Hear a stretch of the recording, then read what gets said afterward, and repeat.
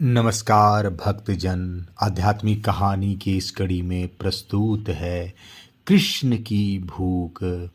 एक बार राजा दुर्योधन ने महर्षि दुर्वासा की बड़ी सेवा की। उससे प्रसन्न होकर मुनि ने दुर्योधन से वर मांगने को कहा।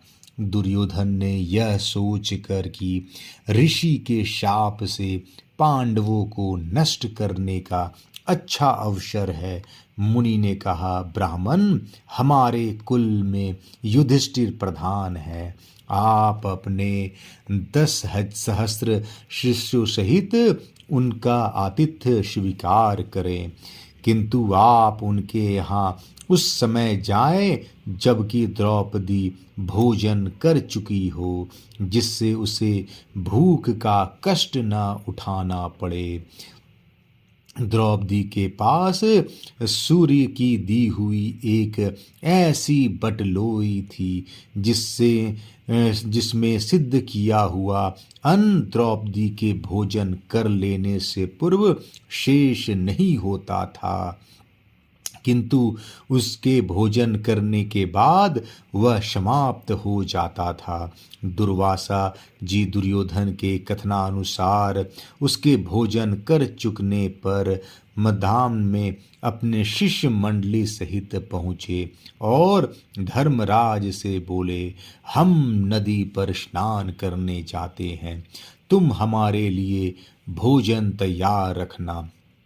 इससे द्रौपदी को बड़ी चिंता हुई और उसने अति आर्त होकर आर्तबंधु भगवान श्री कृष्ण की शरण ली।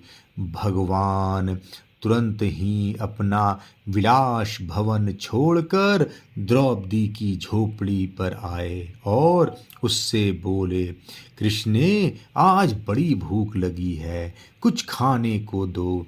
द्रौपदी भगवान की इस अनुपम दया से गदगद हो गई और बोली, प्रभु, मेरा बड़ा भाग्य है जो आज विश्वनाथ ने मुझसे भोजन मांगा, परंतु क्या करूं, अब तो कुटिया में कुछ भी नहीं है।